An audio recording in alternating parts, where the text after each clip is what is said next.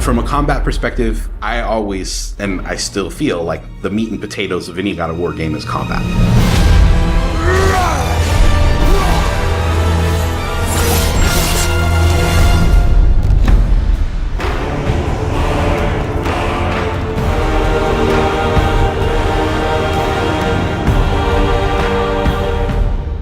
My name is Roberto Clemente. All my friends call me Bert. I'm a senior combat animator here at Sony Santa Monica.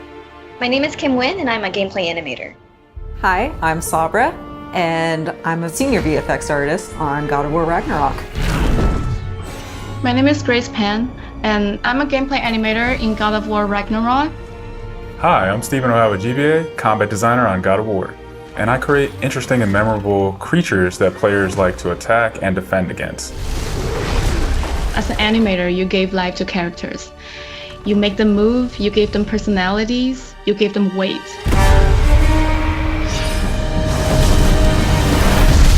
My role as a VFX artist is to put the power behind a move. You are in control of fire and earth and water and wind.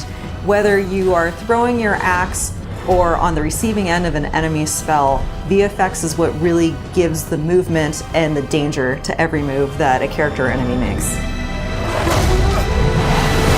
I work really closely with the design team and the tech art team on this project specifically. We actually work a lot with camera, along with the guidance of our great camera team, so I find myself doing fight choreography sometimes.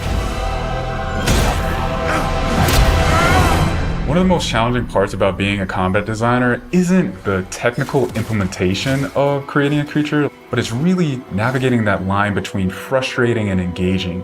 We want to make something that makes players lean forward and focus and really try hard against that enemy and feel good about overcoming that, but we don't want to make them feel defeated if they can't figure something out. And then it feels rewarding when you win, not because it was impossible, but because it was fun and engaging. After the last game, we've heard the community cry out for more mini-bosses, bigger creatures, and enemy variety, and this time we really leaned into that. So in God of War Ragnarok, you're going to be traveling to all 9 realms, and each realm is going to have like its own theme of enemies that are very unique to that space. For example, in Alfheim, we're familiar with the Dark Elves, but this time around we're going to be fighting Light Elves, such as the Light Elf Warrior. One of the key learnings from the last God of War game is we don't have to think about the camera and how close combat is going to feel. We already have that knowledge, so we can build upon the close camera that we have, and we can iterate on enemies, creating more interesting scenarios. In the last game, Atreus was just starting to fight alongside Kratos, and he was learning from the master tactician. So in this game, he's trying to prove himself a little bit more, and we built upon those mechanics with him. The previous God of War, Atreus was still a kid, right? So he has a lot of dependency on his father. And for this game, you'll see Atreus moving more independently on his own as a companion. In regards to VFX for Kratos, I think what the players really love is the powerfulness of it. When you are playing as Kratos, you really do feel like the God of War. And moving into Ragnarok, we want to really make something bigger, make it stronger, make it more of a spectacle. You want them to be like, oh my gosh, I didn't know that the Blades of Chaos could get even better, but look at that. So as Kratos gets more powerful, he's going to have access to newer combos and newer abilities that will increase the combat depth of each weapon. For the Blades, one of the moves that I've really enjoyed from previous God of Wars is the combat grapple, and we're going to be bringing that with a new twist. I'm very excited for players to try the blade grapple traversal moves. That brings so much more speed into the movement and the dynamic feel to it. One of the ways we've expanded Kratos combat this time around is we've given more utility and choice to his shield loadout. If you are a parry person, you could really go for a shield that gears towards parrying. If you're a big blocker, then you could choose a shield that will really match your playstyle. One new mechanic or element that I'm really excited about is these combo finishers. Building up the stun meter this time around is going to lead to different ways to basically decapitate the enemy. You're going to be able to choose, which weapon you want to have when you kill a guy. Another feature that we've added for Kratos is his new pre-fall attacks. You could jump off a ledge, and if there's an enemy below you, you could slam down on him. There's such an emphasis on verticality in some of these fights that it's super engaging. And as Kratos, now that you have so much mobility and that you can also take advantage of that verticality, I think it just adds such another interesting layer to a fight. In God of War Ragnarok, we've enhanced the Kratos and Atreus duo. He's going to initiate a little bit more and be aggressive. He's going to fight alongside you and sometimes even surprise you with his combo abilities too. Some of the new expanded companion actions that you'll see Atreus do leverage the fact that he's older now, he's bigger now.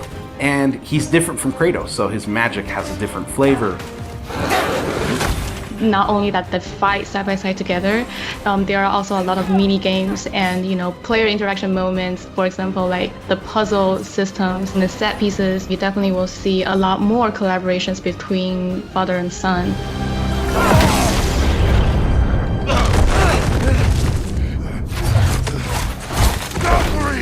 Odin must have sent them! There's so much that goes into building a big set piece.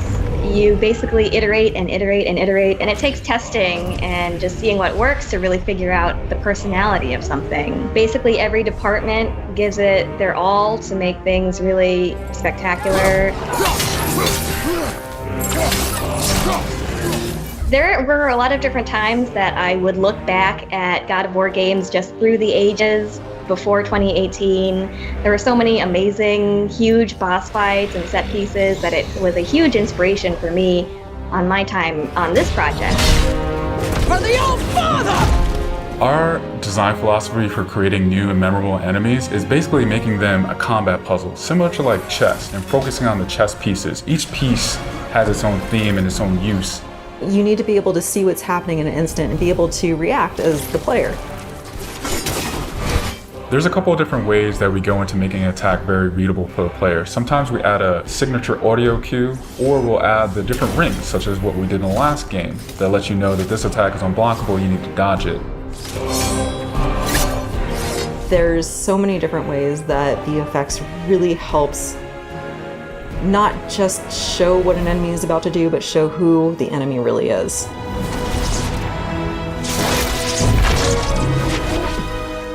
Everything you design has to be surrounding the essence of the character and a story. It's what makes it believable and memorable in the first place. I think what I'm most excited about is for players to experience the diversity of enemies that this game has to offer. You will be fighting everything from small little creatures to things that will take up the entire screen. All of their designs run the gamut. I think each one looks so much different from the next one, and each of them have their own play styles and their own little fantasies that go into it. And so I think if you are really into Norse mythology, you'll be very interested to see how Sony Santa Monica has taken some of these creatures and interpreted them for God of War. Everything that goes into the game, there's emotion behind it and intent behind it, and by the time it gets to you, everything that you've seen that you're going to play and experience has been sweated over, bled over, tested, and is fun to play.